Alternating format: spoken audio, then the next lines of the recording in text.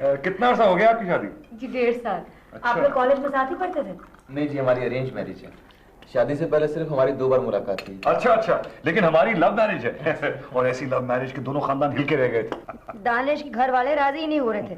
इसने भाग के अपने एक दोस्त के यहाँ रहना शुरू कर दिया था।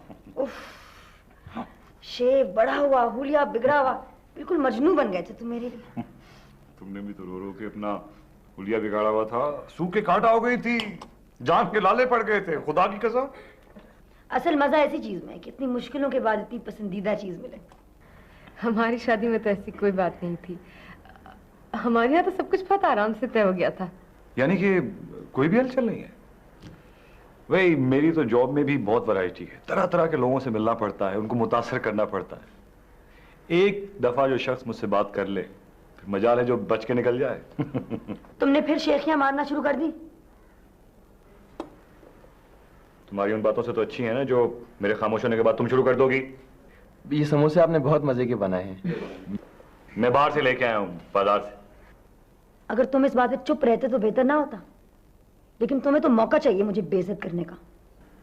हमारे ज्यादातर रिश्तेदार लाहौर में रहते हैं, इसलिए काफी तन्हाई महसूस होती है यहाँ। पहले हफ्ते तो हम अपनी फुप्पी के यहाँ रहे थे, लेकिन ज्यादा दिन भी तो किसी और के यहाँ रहना अच्छा नहीं लगता। हमारे ज्यादा मिलने जुलने वाले नहीं है यहाँ। कराची में वक्त भी इतनी तेज रफ्तारी से गुजरता है कि पता ही नहीं चलता दिन रात का।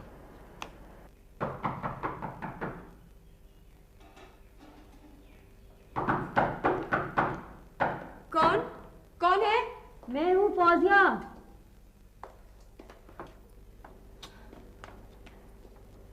क्या हुआ है? डरी हुई क्यों? नहीं कुछ नहीं। कुछ तो हुआ है। वो फोन की घंटी बजती है बार बार, मैं उठाती हूँ तो कोई बोलता ही नहीं है। तो इसमें डरने की क्या बात है? कमी थोड़ी है ऐसे छिचोरों की जिनके पास फालतू वक्त भी खूब हो। डांट क्यों नहीं देती हो? ऐसे कैसे डांट दूं? आपकी आदत तो मैं देखती हूँ। अच्छा, मैं असल में तुमसे कॉफी मांगने आई थी। मुझे खुद वक्त नहीं मिला बाजार जाने का, और मजाल है दानिश की कि मेरी किसी जरूरत का एहसास करे। मैं देखती हूँ कॉफी, शायद किसी ने हमें दी तो थी, हम दोनों तो पीते नहीं। आप बैठिए।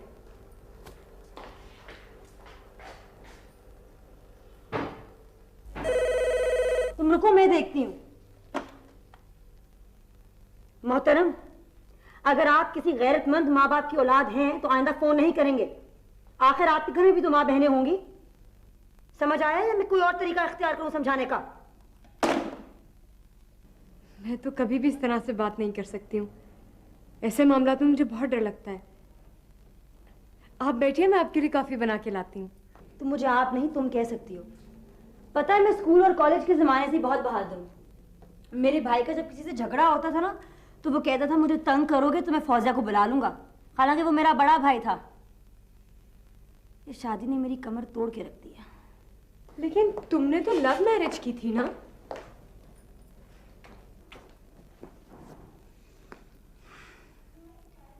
इंसान को बदलते देर तो नहीं लगती। दानिश बहुत लालची आदमी है।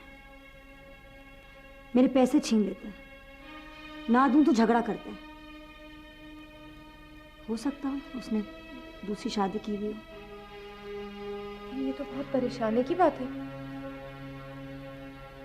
तो, लेकिन मैं क्या कर सकती हूँ?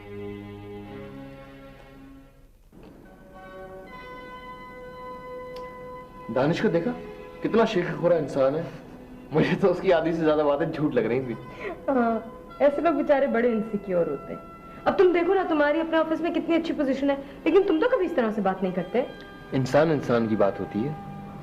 फौजिया के तो मूड ही एक मिनट में तब्दील हो रहे थे। मोहब्बत की शादी पर यह हाल है।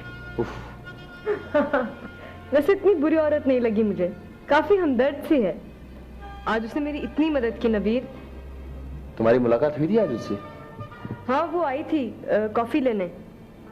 उस वक्त टेलीफोन पे इतने क्रैंक कॉल्स आ रहे थे, उसने इतनी जबरदस्त तरीके से उसको डांटा है नबीर, जो कोई भी होगा ना उसके होश बिल्कुल ठिकाने आ गए होंगे। पता नहीं क्या मजा आता है लोगों को इस किस्म की कॉल्स में। मैं होता तो और भी दिमाग दुरुस्त कर देता। मर्द के तो बात करने का अंदाज ही कुछ और होता है।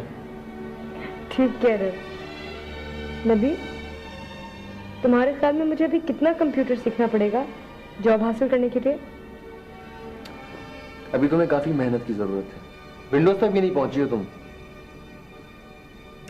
मैं घर में पड़े पड़े बोर होती रहती हूँ। मैं कुछ जॉब करना चाहती हूँ।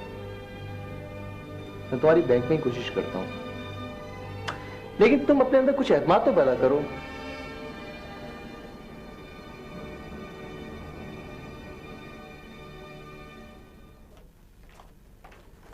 नारी साहब, आप पूरे 45 मिनट देर से आए हैं और मसला ये है कि मुझे एक मीटिंग में जाना है। आई एम सॉरी सर, वो दरअसल शरह फैसल पे सर इतने सिग्नल्स हैं कि अच्छा खासा वक्त बर्बाद हो जाता है सर। आप ऐसा करें कि पॉलिसियों के सिलसिले में अगर कोई ब्रोशर्स हो तो वो छोड़ दें, मैं उन्हें देख कर आपको बुला लूँ। सर ऐसी तो कोई चीज नहीं है मेरे पास, मगर अगर आप मुझे 15 मिनट दें तो मैं सारी पॉलिसी आपको एक्सप्लेन कर देता हूँ। वो मेरे लिए बहुत मुश्किल होगा। सर एक मिनट सर, एक मिनट सर देखिए सर, ये मैंने पॉलिसी सर मशहूर अदाकार माजिद हसन साहब, उनके लिए 40,000 रुपये सालाना है सर। अगर आप कहेंगे तो बिल्कुल यही पैकेज मैं आपके लिए भी बना दूंगा सर। मैं आपको कॉल कर दूंगा। सर वो 12 तारीख तक आप 25 गुड़िया दे सकती हैं? जरा तो वक्त बढ़ा दे, इतने कम टाइम में तो बहुत ही मुश्किल होगा। सारा मसला ही वक्त का है। बाहर की पार्टी है, पैसे ज्यादा मिल रहे हैं, कल को बड़ा ऑर्डर भी आ सकता है। खैर वो तो मेरा काम ही ऐसा है कि दूर दूर तक शोहरत फैल रही है। फिर कैसी गुड़ियां चाहते हैं आप? इलाकाई लिबासों वाली। एक तो लोग नए तजर्बात ही नहीं करते, कपड़ों की गुड़ियों के बारे में खुद ही सोच लिया कि सिर्फ लहंगों और मटकों में नजर आ सकती हैं। आखिर ये नए दौर की गुड़ियां क्यों नहीं बनवाते? इसलिए कि ये गुड़ियां बाहर जाती हैं और वहाँ के लोग हमारे कल्चर के बारे में जानना चाहते हैं। तो ये भी तो कल्चर है। क्या आंक रही हो? बात को मुख्तसर कर खत्म करो। ऑर्डर लेना या नहीं? इस मामले से तुम्हारा कोई ताल्लुक नहीं है, बीच में मत बोलो। अच्छा मैं चलता हूँ, खुदा हाफिज। ऑर्डर पूरा हो जाएगा आपका। जब भी मेरा कोई क्लाइंट आता है ना, जब भी मेरा कोई क्लाइंट आता है तुम बीच में चीखने लग जाते हो। तो तुम बात ही ऐसी करती हो। काम खाओ शरीफ आदमी की जिंदगी को अजाब में मुब्तला कर दिया था तुमने। चीखते रहो, चीखते रहो। मैं जा रही हूं बाजार तार और कपड़ा खरीदने।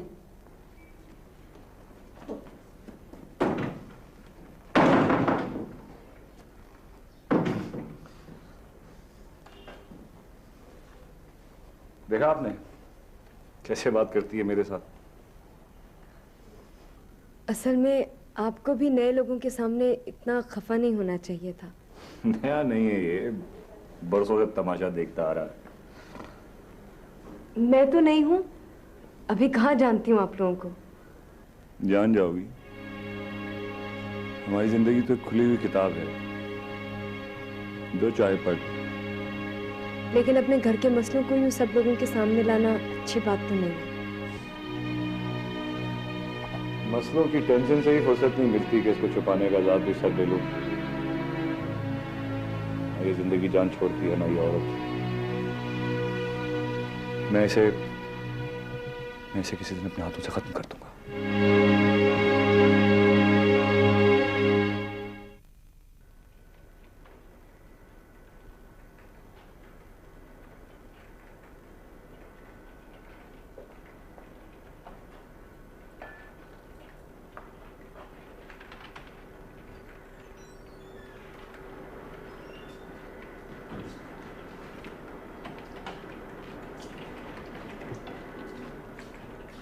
हेलो साइमा, कैसी हो?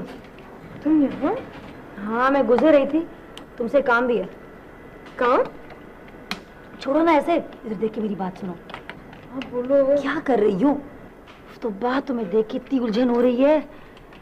तो मुझे गुड़ियाँ बनाने का ऑर्डर मिला है ना, तुम उसमें मेरी हेल्प करो, यहाँ से छुट्टी लो। छुट्टी? मैंने अभी ज्वाइन किया है। क्या फायदा है इस काम का? पैसे बनाओ पैसे। चलो उठो अभी। अरे लेकिन मुझे क्या पता है गुड़ियों का। मैं किस काम के लिए हूँ? उठो, कुछ बेहतर काम करो खुदा के वास्ते, उठो। अच्छा कितने दिन की छुट्टी लेनी पड़ेगी?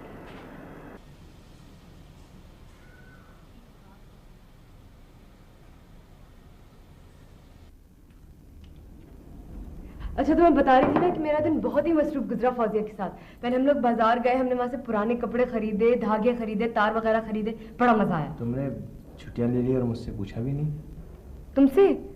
ओ हाँ, वो पता है आज अचानक ही फैसला हो गया ना खड़े खड़े। फौजिया कह रही थी ये तजुर्बा करने में कोई हर्ज तो है नहीं, और वैसे कपड़े की गुड़िया बनाना बड़ा मुश्किल काम होता है, लेकिन मुझे सिलाई आती है ना अच्छी, तो वो कह रही थी कि मैं कर लूंगी। तो वो खुश हो ना नबील, है ना? हाँ, मगर आजकल कपड़े की गुड़ियों को पूछना कौन है? एक से एक बारबी डॉल्स मिल रही हैं बाजार में। नहीं नहीं नबील, तुम्हें नहीं पता, फौजिया कह रही थी कि अभी भी इन गुड़ियों की बड़ी मांग है, खासतौर पर मुल्क से बाहर। अच्छा अब छोड़ो ना, मूड चेंज करो प्लीज। खीरा खाओ।